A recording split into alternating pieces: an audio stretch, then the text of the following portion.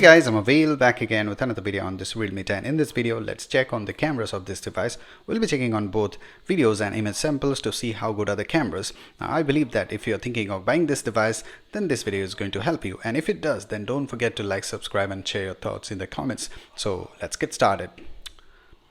It comes with dual camera setup on the back, 50 megapixel primary sensor and 2 megapixel really important depth sensor. Who uses these, macro sensor or depth sensor? I don't know. You let me know if you ever have used, these macro and depth sensor. The good thing is that it has 50 megapixel primary sensor. On the front, we have 16 megapixel selfie shooter.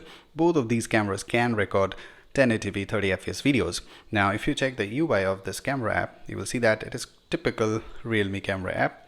You have these options, okay, 50 megapixel dedicated, portrait, photo. They have added this street mode, but the shutter speed with this mode is not that great. If you see, yeah, you cannot take quick photos, so it is of no use if you cannot use it continuously. You'll see that the shutter speed is actually a bit slow. Otherwise, it's good, no problem here. Now let's check on the samples and we'll see that how good are the cameras. First of all, let's start with the video samples. So guys, here is a quick sample from the front camera. It can record up to 1080p videos. We don't have the option to switch between 30 fps or 60 fps. It must be 30 fps. Now let's check the quality here. Now you can see that it can handle the exposure to some extent, but yes, the dynamic range is not that good. But good thing is that on the screen I can see that the colors are looking good.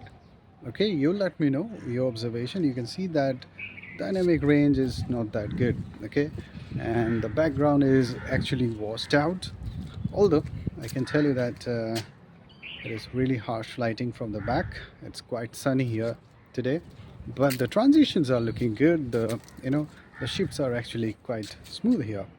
Okay, you can see that it is actually good. Yeah, you let me know your observations.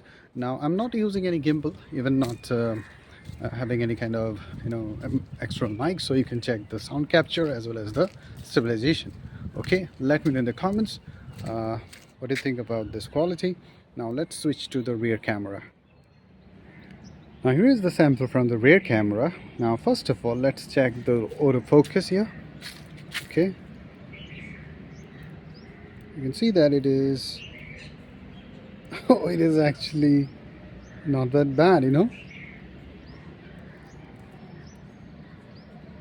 Yeah, you have to adjust the distance, but yes, it is okay, I would say. Yeah, you have to wait and adjust the distance, but you don't have to tap on the screen, because I found it was really bad on the last one that I checked.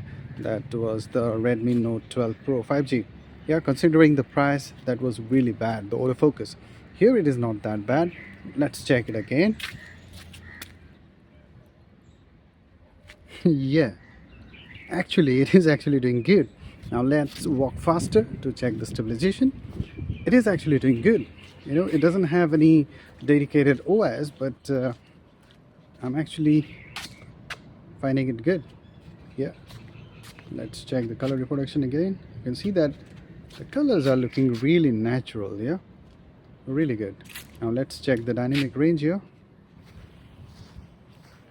Now I'm working again, so you can see that it is actually doing a pretty good job here. Yeah, considering the price, it is actually good. You can see that the shifts are quite smooth.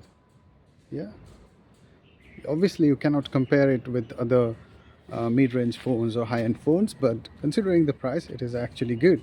So what do you think about it? Let me in the comments. Next, the still images. If you check these indoor selfies, you will see that under artificial lighting, it does a fair job, but yes, you can't expect better detailing. Okay, overall color reproduction is okay, image is looking good, but if you check the skin tone, it has some kind of a bit of warmer tones, so some of you may like it, but I personally prefer really close to natural looking skin tones. Here you can see that under a bit of challenging lighting, it fails to capture details. Here again you can see that it has a bit of washed out effect. Yeah, the colors are not that good. If you go outside, the same thing happens. If there is a bit of challenging lighting, it fails to capture details. Okay, but overall image quality is looking good. Here you can see that it has done a good job. Yeah, the t-shirt color is really sharp here. Okay, here again, if there is a really good light and angle, you can see that it does a good job. The color is actually really good. The skin tone there also looking really natural. The overall image quality is actually quite good. So if there is good lighting, then it does a good job. If you see the portrait shots, the front camera does a good job under good lighting condition. You can see that the overall image quality is looking good. The depth effect is also good, and color reproduction is particularly really good. But yes, the edge detection could have been better, but the image quality is quite satisfactory if you have good lighting. Okay, and if you switch to rear camera, here things changes a bit because the skin tones, they look a bit on the warmer side. The colors are also a bit boosted, I would say, but you may like it, but I personally like natural colors, but the overall image quality is actually good. Yeah, and if you take non-human object, then it becomes a bit difficult to take the portrait shots. It doesn't produce good depth effect, and it struggles to focus. Okay, so this is one problem that it has. You can take close-up shots using the 2x zoom, but although the color reproduction is okay, the fine detailing that's missing here, and that's the purpose of taking close-up shots, right? So without the fine detailing, I think that the close-up shots are looking really average here. The HDR shots are actually quite satisfactory. You can use them, although the color reproduction is not that accurate all the time. Yeah, to some extent it can capture details. You can see that here the color reproduction is better. Yeah, and if you check this one, it is even better. So I can say that the color accuracy is not that great, but actually it is quite satisfactory when it comes to taking HDR shots. So finally, let's talk about the night photography. The front camera has the night mode, and you can see that if you compare the photos side by side, the night mode does make a difference. The color reproduction is better, plus detailing is there, and the noise reduction is actually really significant. Here you can see that, but obviously it is a budget phone, so you cannot expect really good results in low light, but it has done a better job, better than what I was expecting. The night mode on the rear camera does a significant difference when it comes to noise reduction. If you compare the night mode photo with the normal one, you can see that there is significant amount of noise reduction. And it is not only just the noise reduction, it has captured more details, and if you compare the color reproduction, it is also actually better than the normal mode.